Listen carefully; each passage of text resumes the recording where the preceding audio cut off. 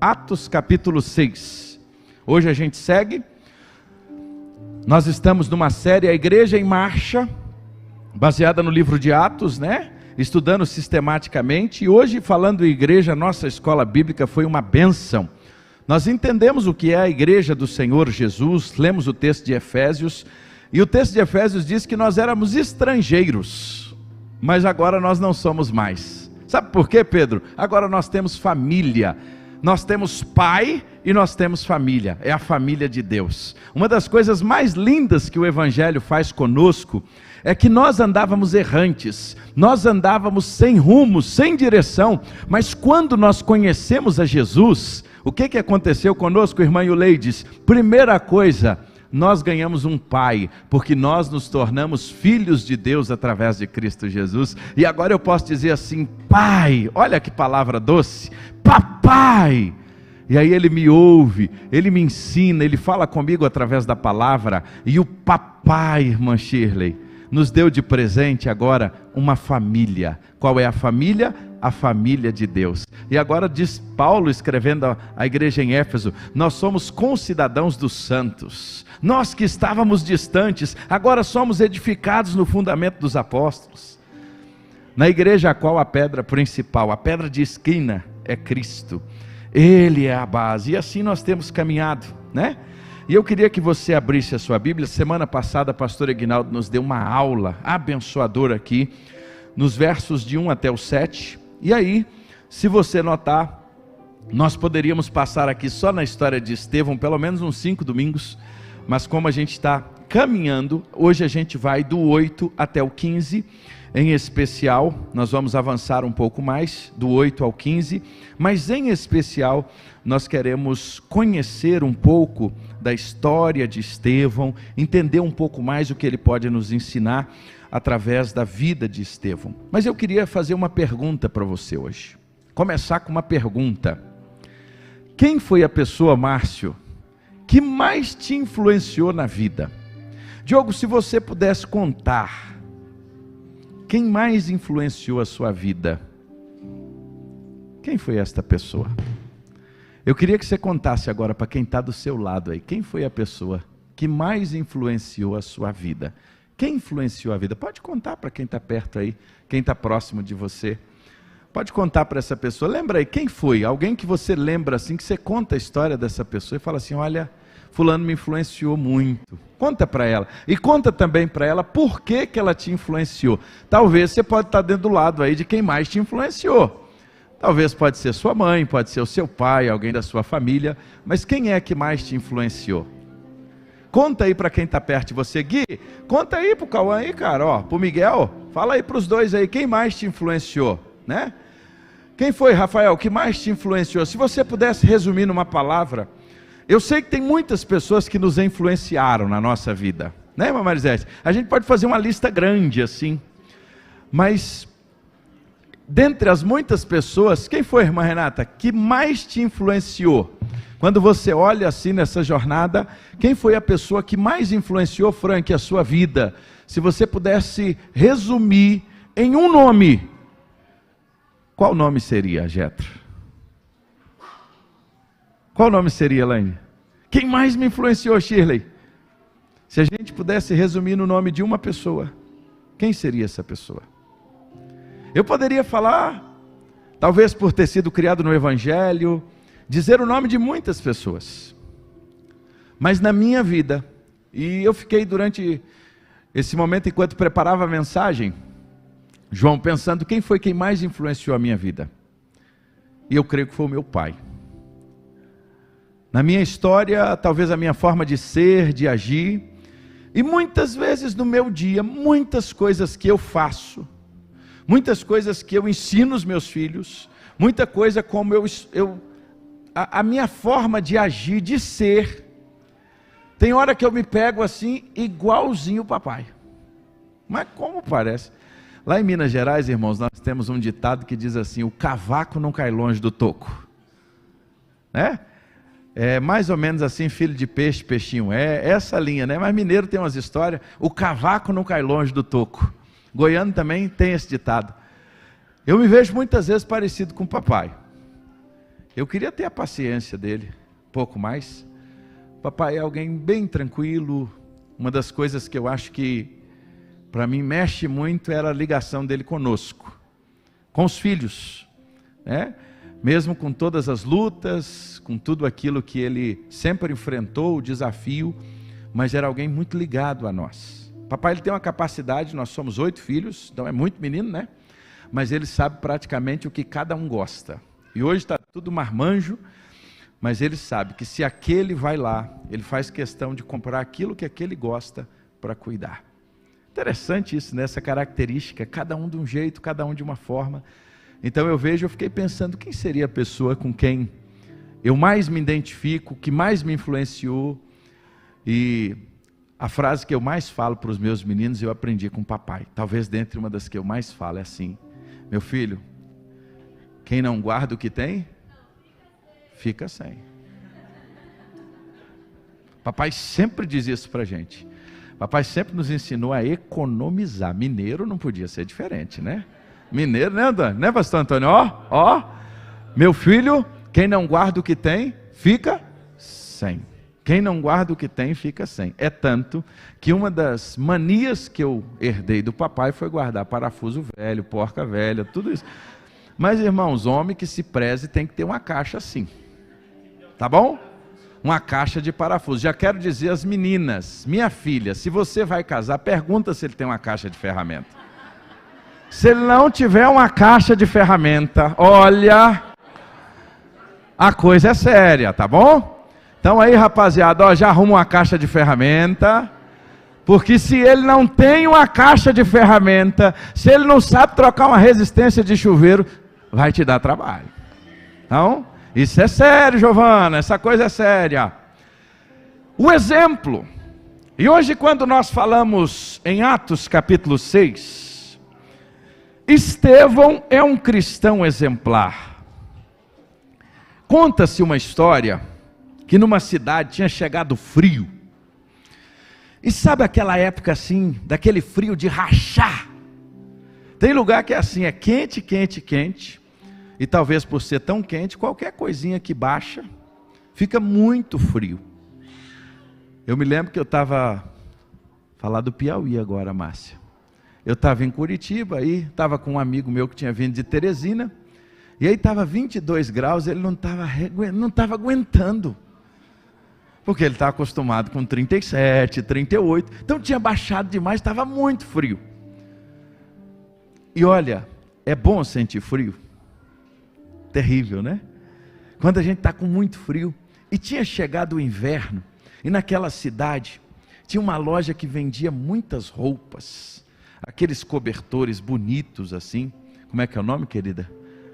Jolitex, né? Aquele bem macio, que esquenta, fica bem quentinho, aquele Jolitex, né? Aquele cobertor assim, Diogo, que estava, e aí naquele dia tinha chovido de manhã, e aí a loja, aquela vitrine bonita, tinha um menino que chegou e começou a olhar para aquelas roupas de frio assim, e o olho dele nem piscava, e era um garoto da rua, e ele estava com muito frio. E ele ficou olhando, e ele estava quietinho, olhando. E em silêncio, quando de repente, um homem chegou, colocou a mão sobre ele. Quando colocou, ele se assustou, ele disse assim: eu não quero roubar não, eu não estou aqui para fazer nada não. Aí aquele homem, com muita sinceridade, virou para aquele garotinho e falou assim: Gui, o que você estava fazendo aqui? Aí ele disse assim: moço, eu estava aqui pedindo a Deus que eu pudesse ter um cobertor desse, que eu estou com tanto frio. Aí aquele homem pegou aquele garoto, levou para dentro da loja, falou com a moça, pediu para falar com o gerente, comprou o cobertor, comprou blusa e disse assim: eu poderia dar um banho nesse garoto aqui? O gerente bondosamente mostrou um banheiro no fundo da loja. O garoto tomou um banho, eles ficaram esperando, de repente ele veio com aquela roupa limpinha, cheirosinha. E ele então recebeu aquele cobertor naquele dia que estava tão frio, tão frio. E aí, naquele momento, aquele homem abençoando a vida daquele garoto, o garoto com o sorriso nos lábios, o homem pagou e disse assim, tchau.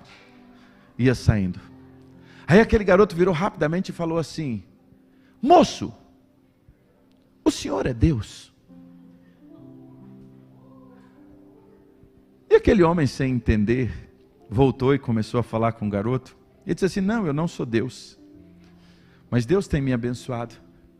E desde que eu o conheci, Ele tem me permitido abençoar pessoas. Por que aquele garotinho pensou que aquele homem era Deus? Minutos antes ele estava na frente daquela loja, clamando a Deus que pudesse ter um cobertor. A atitude daquele homem materializou para aquele menino o quê? Quem é Deus?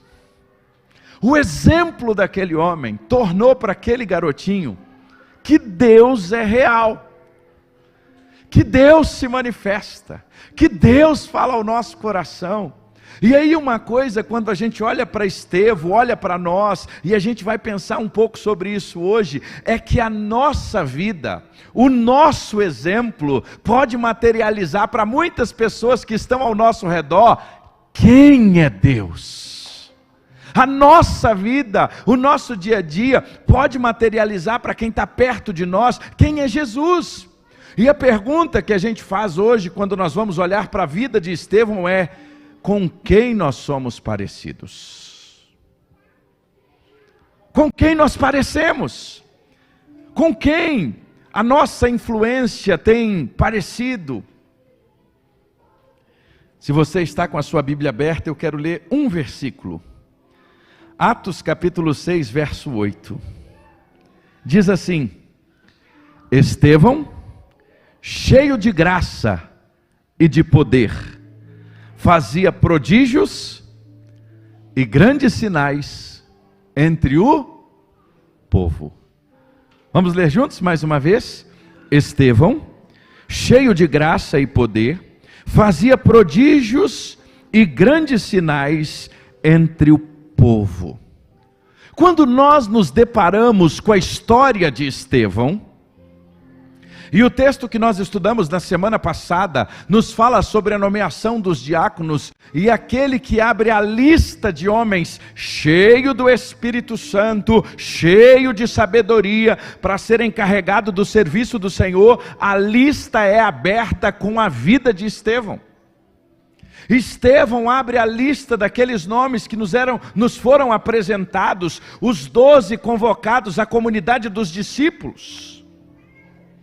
E então, os 12 convocaram e apresentaram a demanda e foram escolhidos entre eles homens de boa reputação, cheios do espírito de sabedoria, verso 3, e encarregados para o serviço. Quem abre a lista? Estevão. Ele tinha essas características. Era um dos 7 diáconos escolhidos pelos apóstolos da lei.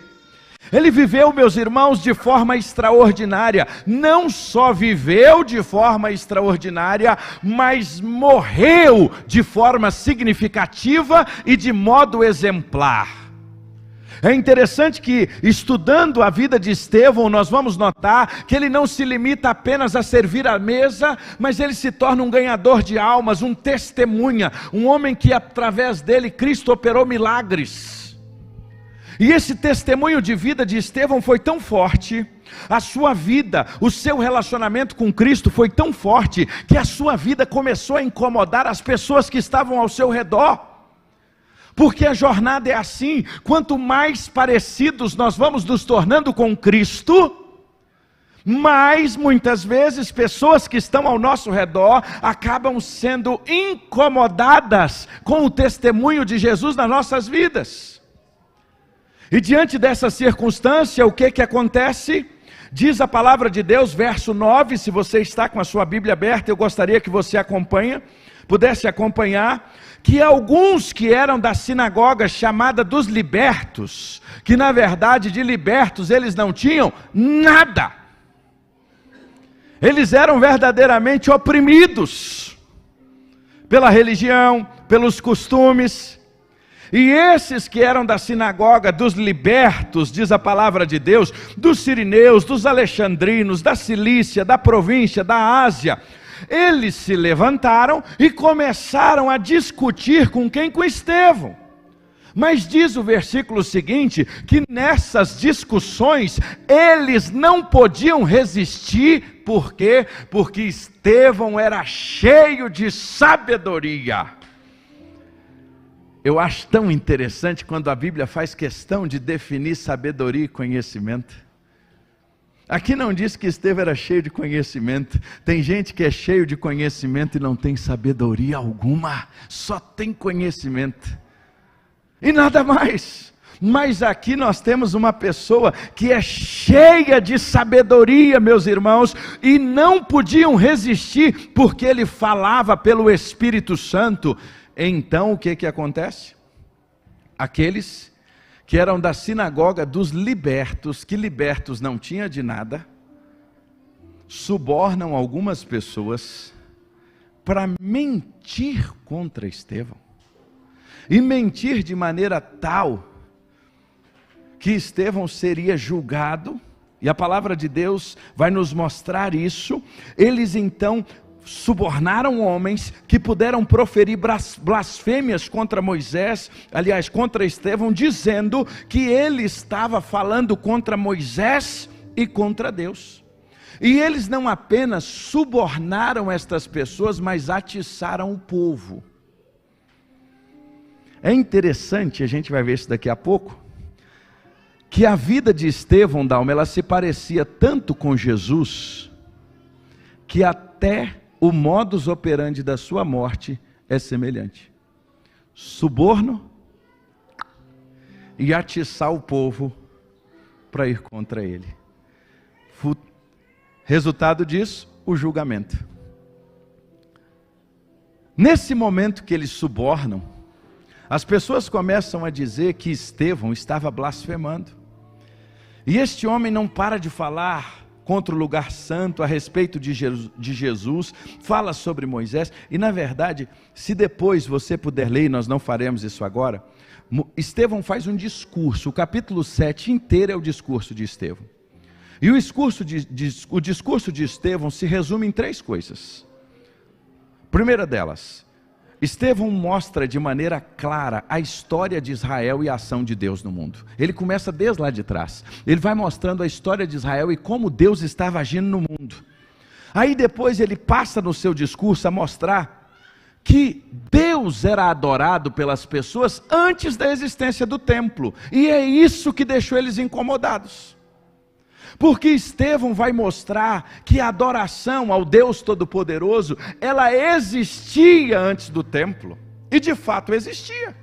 Nós vamos olhar em todos os livros da lei, em Gênesis, Êxodo, Levítico, Números, Deuteronômio, mas em especial na história do Deus de Israel, nós vamos notar que o povo adorava antes da existência do templo, porque a adoração ao Deus Todo-Poderoso não está necessariamente apenas dentro do templo, é o que nós estudamos hoje. Mas o que deixou eles mais furiosos foi quando mais uma vez Estevão no seu discurso mostra que a morte de Jesus, a forma como eles crucificaram Jesus, lá no finalzinho ele vai mencionar sobre isso, era apenas mais um dos exemplos que Israel estava em rebelião contra Deus. Mesmo sendo um povo que era reconhecido como povo de Deus, eles não reconheceram a Jesus como Messias.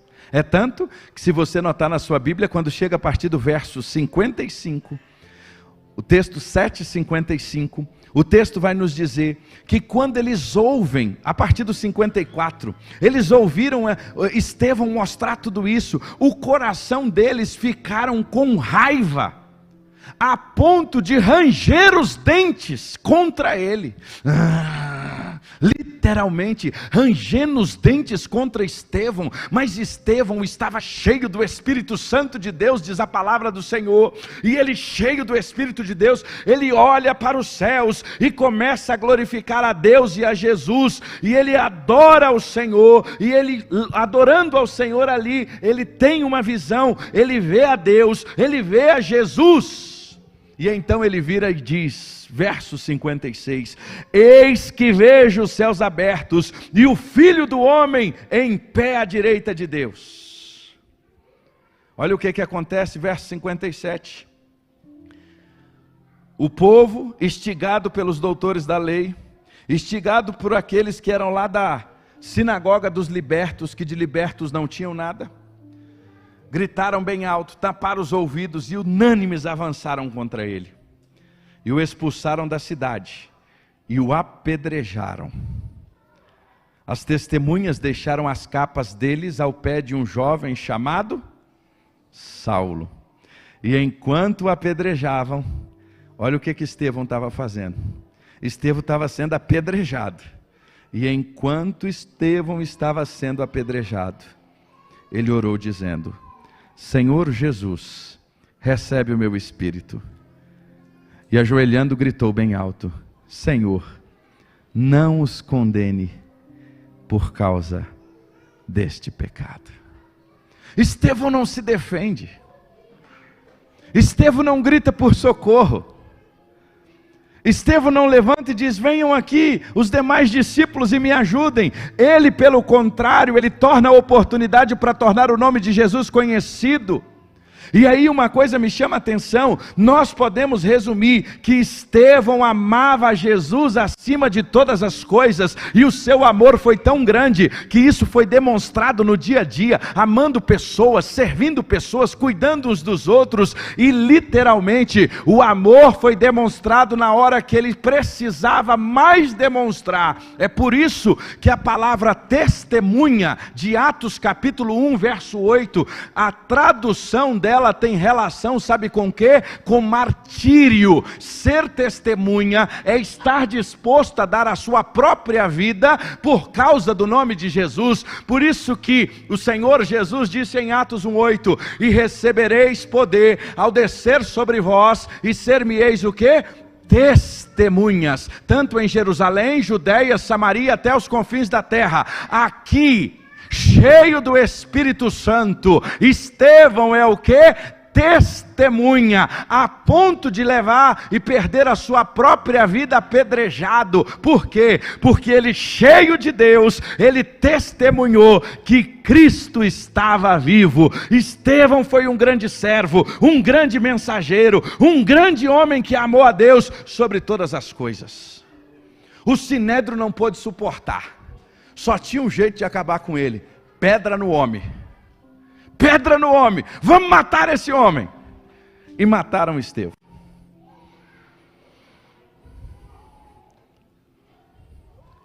Isso nos mostra o quanto ele foi parecido com Jesus, isso nos mostra o quanto ele foi semelhante a Jesus. Desafio esse para cada um de nós, sermos parecidos com Jesus.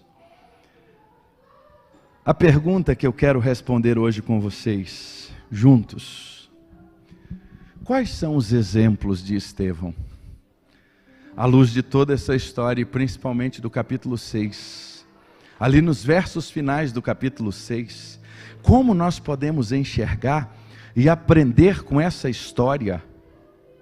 O que nós devemos perseguir no nosso dia a dia, como discípulos de Jesus? A primeira coisa está no verso de número 3. O verso de número 3, capítulo 6, verso 3, diz uma coisa interessante. Quando os apóstolos chamaram a todos, apresentando o problema acerca das viúvas dos gregos, que era necessário escolher alguns homens para trabalhar, existia uma condição para trabalhar. Qual era a condição? Serem homens irrepreensíveis. Sabe qual é a primeira coisa, Diogo, que a gente aprende com Estevão para a nossa vida hoje? Sabe qual é, Ederlei? O nosso desafio ao olhar para Estevão hoje, nessa segunda-feira, ao sair desse templo, ao sair desse lugar, o nosso maior desafio, irmãos, é ter uma vida irrepreensível. Estevão tinha uma vida, diz o verso 3, irrepreensível. É por isso que quando fazem a lista daqueles que iriam responder para servir a igreja, o primeiro nome a ser mencionado, sabe quem é? Estevão. Uma vida irrepreensível, homem de boa reputação, cheio do Espírito Santo e de sabedoria. Interessante que não havia um espaço, um abismo entre a vida de Estevão e o que ele praticava. Não havia um espaço na vida de Estevão, de quem ele era domingo e o que ele era na semana. Não havia um espaço, uma divisão entre quem era Estevão entre os irmãos e quem era Estevão em casa. Que desafio para nós, Jader, termos uma vida tal, que nós sejamos apenas um, quando nós estamos na igreja, quando nós estamos em casa, quando nós estamos no trabalho, aonde quer que estejamos, um cristão exemplar. Estevão nos ensina que o primeiro passo é ter uma vida irrepreensível, cheio do Espírito Santo, homem de fé, diz o verso 5, sabedoria, graça e poder. A sua vida era uma fonte de bênção. Esse era Estevão. Primeira coisa que a gente aprende com ele, irmã Marisete, que eu preciso ter uma vida exemplar, a ponto, irmã Shirley, de na minha caminhada, Camila, aonde quer que eu esteja, eu tenho uma vida irrepreensível. Quer ver a segunda coisa que a gente aprende com ele? Versos 8 e 9. Em especial, o verso 8. Estevão era cheio de graça e de poder, fazia prodígios e grandes sinais entre o povo. A vida de Estevão era irrepreensível, mas as obras de Estevão eram irrefutáveis. Extraordinário isso. É interessante que as obras referendavam a vida de Estevão. Falava e fazia. Ele pregava com a boca, mas as pessoas enxergavam com os olhos. Não apenas ouvia a mensagem com os ouvidos, mas era o evangelho encarnado, meus irmãos.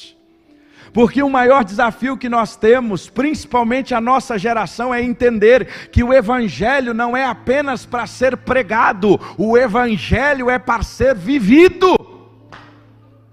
Mais do que proclamado, é para ser vivenciado. Porque o evangelho é o poder de Deus para a salvação de todo aquele que crê. Mas apesar, meus irmãos, de tudo isso, de todo o impedimento, de toda a perseguição, diz o texto que diante de todas essas circunstâncias, as obras de Estevão eram irrefutáveis. As obras de Estevão faziam com que as pessoas pudessem enxergar o evangelho vivo. Pergunto a você, as nossas obras acompanham a nossa fé? Aquilo que nós somos quando saímos daqui.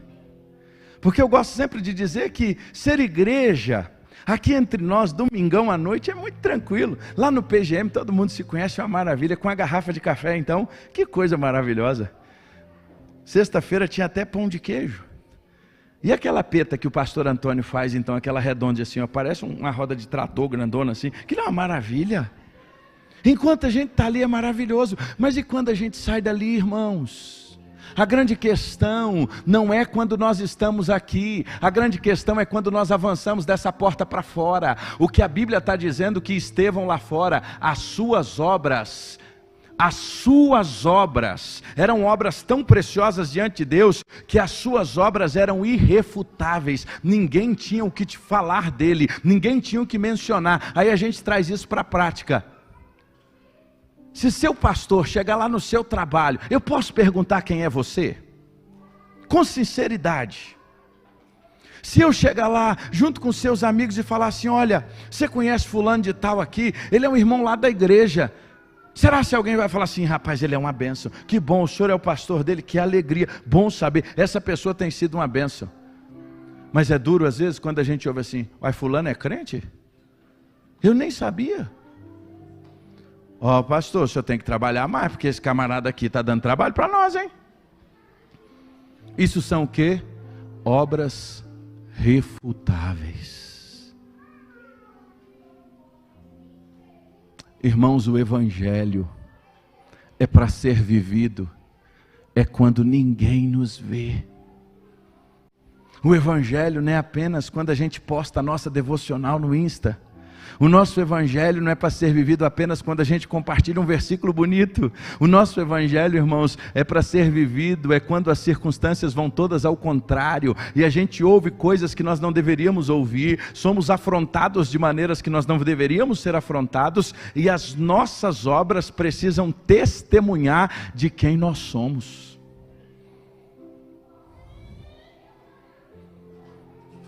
Porque se as nossas obras não testemunham a nossa fé, tem alguma coisa errada. E Tiago bateu forte nisso. A fé sem obras é o quê? Que fé é essa? A fé de Estevão não era uma fé sem obras. A fé de Estevão era uma vida em que a sua vida era irrefutável. E eu queria que você guardasse essa frase.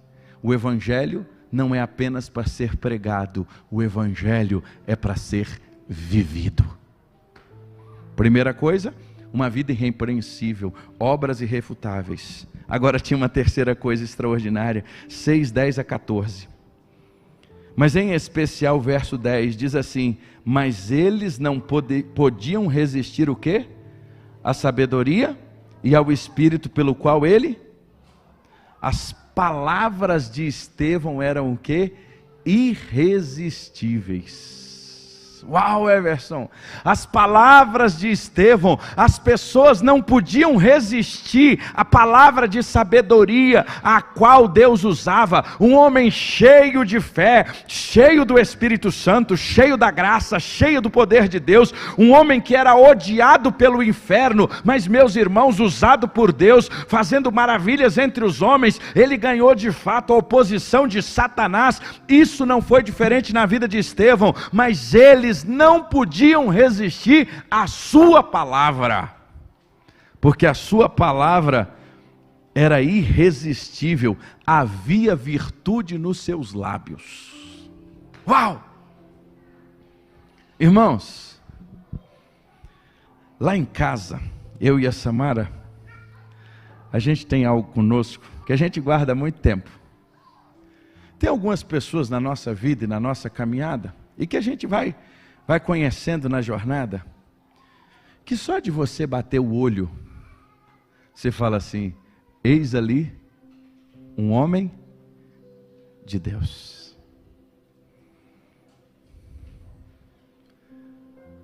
Eis ali um homem de Deus. Quando Estevão falava, as pessoas que estavam ao seu redor olhavam para ele e diziam, eis ali um homem de Deus. Nós tínhamos a oportunidade de ouvir algumas vezes o pastor Valdemiro. O pastor Valdemiro foi o nosso líder, Valdemiro Timichak. Ele foi líder da nossa junta de missões mundiais por muitos anos. Pastor Valdemiro é um homem muito simples. Enfrentou um câncer, um desafio gigante de vida. Mas aquele homem, quando ele pegava o microfone, ele de uma maneira muito simples, quando ele começava a falar, a gente não piscava. Deus me deu a graça de ser aluno do Dr. Russell Shedd.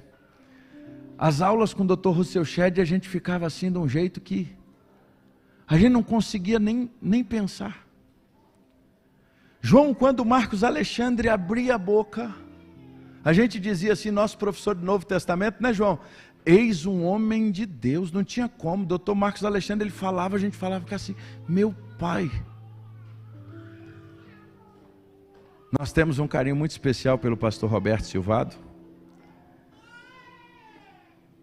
quando ele aponta assim, muitas vezes ele vira para a gente e fala assim: "Oh, como é que vocês estão, guri?" Brincando com a gente.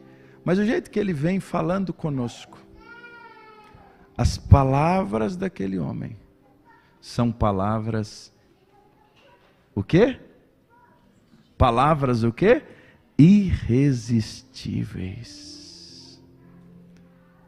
Testemunharam contra ele, instigaram o povo contra ele, mentiram contra ele, falsas testemunhas, mesma coisa que fizeram com Jesus, instigaram o povo contra ele, por fim executaram, mas não podiam resistir à sabedoria dele.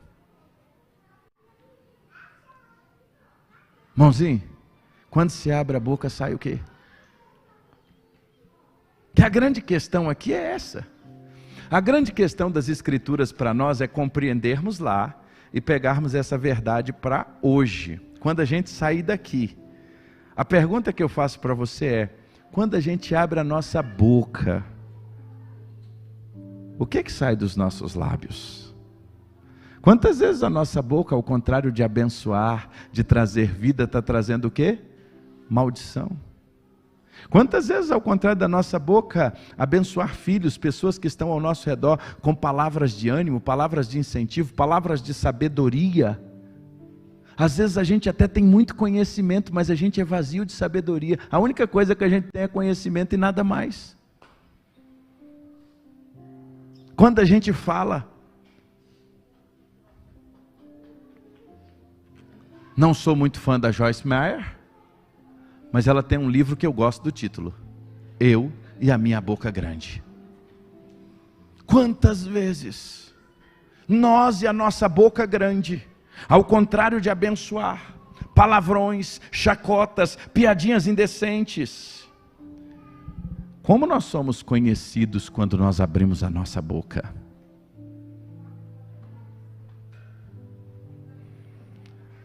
A nossa hora já foi e a gente precisa terminar.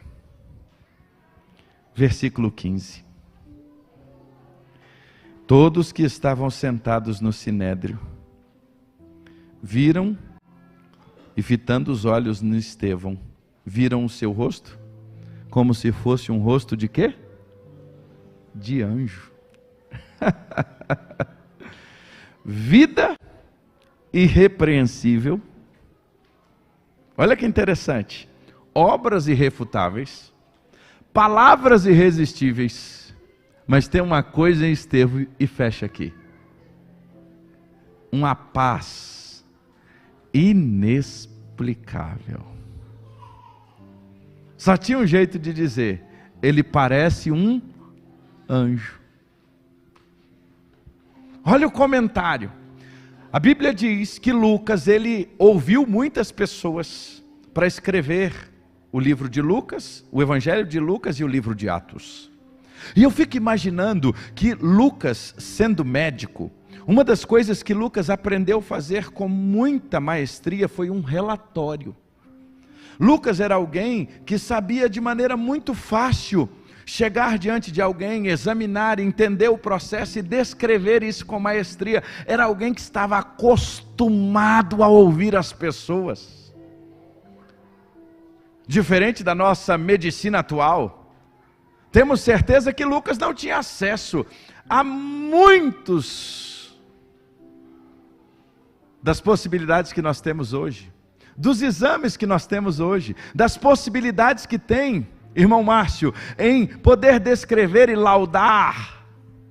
Mas um homem na medicina chegava, sentava e começava o quê? Numa verdadeira anamnese, ouvindo o seu paciente, ouvindo as suas dores, ouvindo as suas limitações, ouvindo as suas circunstâncias, e ali, irmã Sheila, ele ouvindo, e depois ele fazia um relatório, e nesse relatório ele poderia prescrever, à luz do que ele aprendeu a relatar.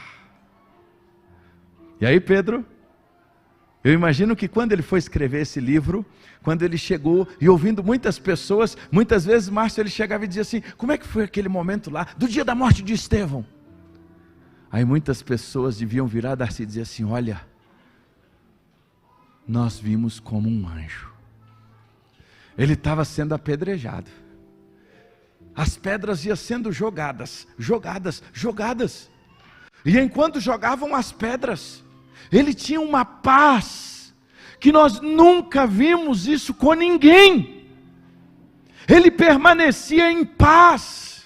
E o texto diz que Lucas narra que eles olharam, aqueles que estavam sentados no sinédrio, fitando os olhos em Estevão, viram o seu rosto como anjo, puro, calmo, sereno, e irradiava a presença de Deus. Ah, meus irmãos, como pastor a gente vive os extremos da vida sempre. Como pastor, a gente vive muitas vezes no mesmo dia a dor de sepultar alguém, e no mesmo dia celebrar um aniversário ou um casamento. Ao longo desses anos como pastor, por diversas vezes, eu já tive a oportunidade de, por exemplo, pela manhã, participar e celebrar um velório, e às vezes à noite estar com outra família celebrando uma bodas, um aniversário. A gente passa essas circunstâncias, tanto da vida, tanto da morte. Mas uma coisa interessante, no meio de tudo isso, é que quando a gente olha para Estevão, ele demonstrava, no meio de todas estas coisas, uma paz inexplicável. E quando eu disse a você que a gente vivencia dias de alegrias e dias de dor, como pastor, às vezes, e por algumas vezes, nós já vivenciamos momentos de morte com irmãos. No hospital, na luta. E eu nunca vou me esquecer da minha última visita à irmã Jardelina.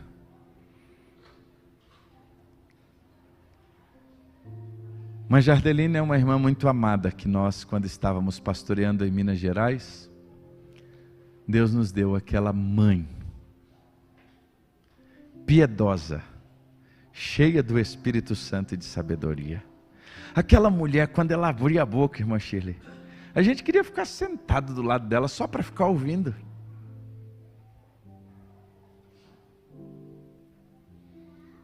Mas ela enfrentou um câncer duro, uma leucemia. E aprove o Senhor de nos dar uma oportunidade. Os filhos estavam todos distantes, e a única filha estava fora do Brasil, no Japão. E as irmãs da igreja fizeram uma grande escala, e foram revezando momento a momento para ir cuidando dela, em todos os dias, no hospital, em casa. Foi uma experiência de vida que a gente passou assim, muito grande. Em alguns momentos que Samara estava então, ou outras irmãs, eu ia para o hospital, eu e Samara fazíamos o buscar e o levar, levava a irmã, trazia a irmã, para a gente fazer naquela escala de 24 horas. Mas eu me lembro a minha última visita a ela. Mas Jardelina tinha uma convicção incrível no Deus a qual ela servia. Se paz a mais doce me deres gozar, se dor a mais forte sofrer, ou seja o que for, tu me fazes saber que feliz sempre sou com Jesus. Essa era a vida de Jardelina.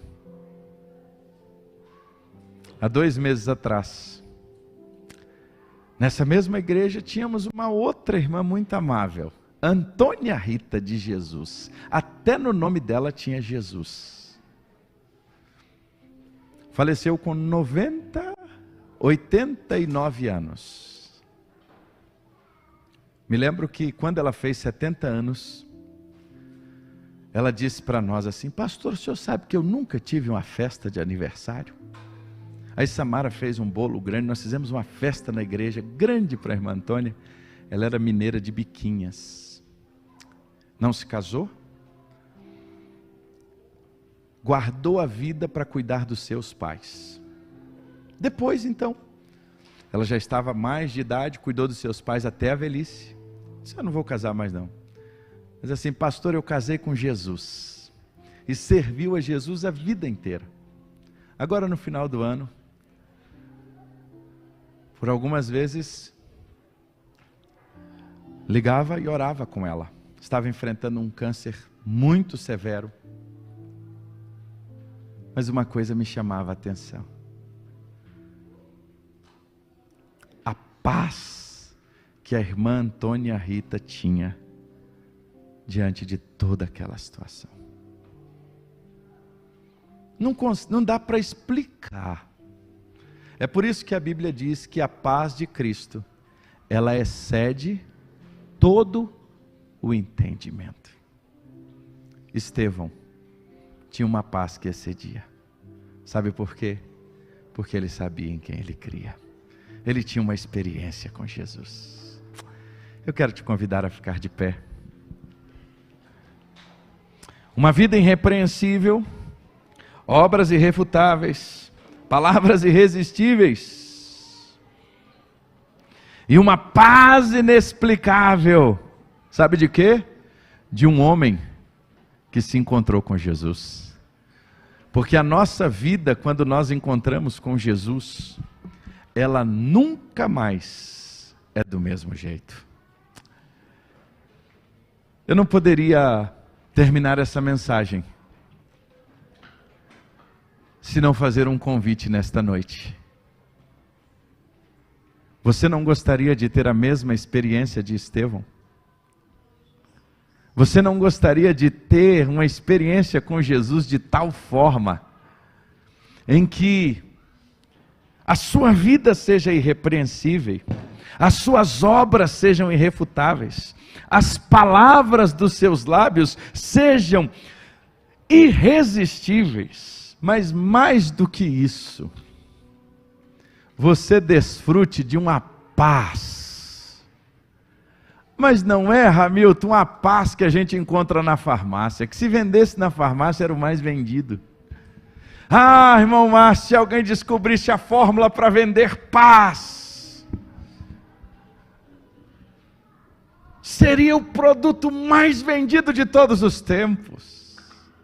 Poderia ter estoques. Os caminhões seriam assim, ia rodar na estrada, ia ter que ter segurança, porque senão as pessoas, irmã Valesca, ia passar. Não, a gente vai saquear esse caminhão, porque a gente quer o quê? Paz. A gente precisa de paz.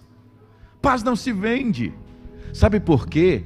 Paz não é ausência de problemas. Ah, eu vou mudar para ficar em paz. Você vai mudar e vai continuar sem paz. Ah, vou mudar de casa, porque aí a gente vai encontrar a paz. Vai mudar de casa e vai continuar sem paz. Ah, dia que eu ganhar na loteria, eu vou ter paz. Sei não, acho que você vai ter mais problema. Vai aparecer tanta gente que você nem... Sabe por quê? Paz não é de fora para dentro. Paz é fruto do Espírito. Amor, paz. Paz é de dentro para fora. E a gente só encontra isso quando a gente se encontra com Jesus. Pastor, eu quero ser como Estevão. Eu queria que você curvasse a sua cabeça. Nós vamos ter a celebração da ceia. Se você não pegou um dos elementos, logo depois pastor William vai vir aqui já celebrar a ceia. Mas eu não poderia terminar essa mensagem sem não fazer um convite hoje a você. Talvez você tenha andado distante. Talvez você ainda não tomou uma decisão com Jesus. Talvez você ainda não disse assim: Jesus, eu quero desfrutar dessa paz que Estevão tinha. Eu posso te dizer que eu não tinha essa paz aos 13 anos de idade. Eu tinha medo da morte, a morte me perturbava. Mas numa manhã de domingo eu disse: Jesus, eu te peço perdão pelos meus pecados. Vem morar no meu coração. A partir daquele dia eu nunca mais fui a mesma pessoa e eu encontrei paz. Hoje você reconhece que você está precisando de paz, que você precisa de perdão, que você precisa de um recomeço, que você precisa de uma mudança de vida, que você precisa ter um caminho aonde a sua vida será irrepreensível, as suas obras serão irrefutáveis, a sua palavra será irresistível e a sua paz, ela não vai ser sua, vai ser a paz de Deus do seu coração e ela vai ser inexplicável. Eu quero fazer um convite para você que hoje deseja entregar a sua vida a Jesus. Eu queria que você levantasse apenas uma de suas mãos aonde você está, com essa atitude. Eu não vou te convidar aqui à frente, mas levantando a sua mão, você vai estar dizendo: Jesus, eu preciso do Senhor, eu preciso dessa paz. Levante a sua mão bem alto. Deus abençoe, Deus abençoe, Deus abençoe, Deus abençoe. Há mais alguém? Deus abençoe, que nessa noite está dizendo: Jesus, eu preciso dessa mudança de vida, eu preciso viver como Estevão, eu estou batendo cabeça, eu preciso disso. Você que levantou a sua mão pode baixar, Jesus já viu. Agora eu quero convidar você que está afastado do Evangelho, tem andado distante. Você sabe, andar distante não de Jesus, e você sabe disso, mas da comunhão com a igreja, da comunhão com os irmãos. E hoje você sabe que Jesus está falando com você que é dia de você voltar. Eu queria que você levantasse a sua mão em nome de Jesus, você que está voltando hoje e está dizendo: Jesus, eu estive longe, mas eu quero voltar hoje, eu entendo que eu preciso disso. Levanta a sua mão bem alto em nome de Jesus, corajosamente.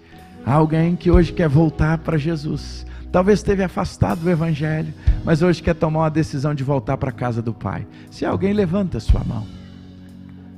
Agora o meu último convite é a você que já conhece a Jesus, tem estado firme, mas você diz assim: pastor, as minhas obras, elas são repreensíveis, a minha palavra, ela é refutável, ela é irresistível, porque o meu exemplo não está assim,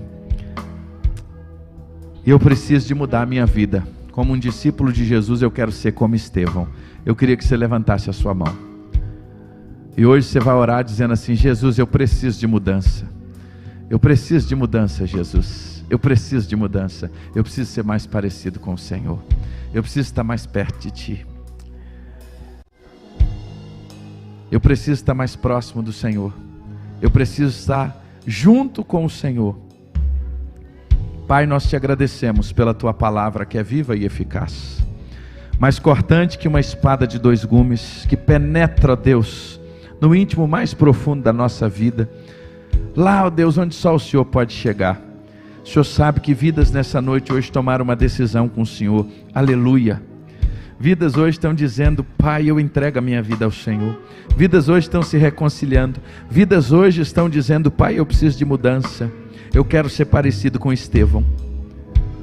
Toma cada um nas Tuas mãos, confirma a Tua palavra, e que ela possa frutificar a 30, a 60, a 100 por 1, em nome de Jesus.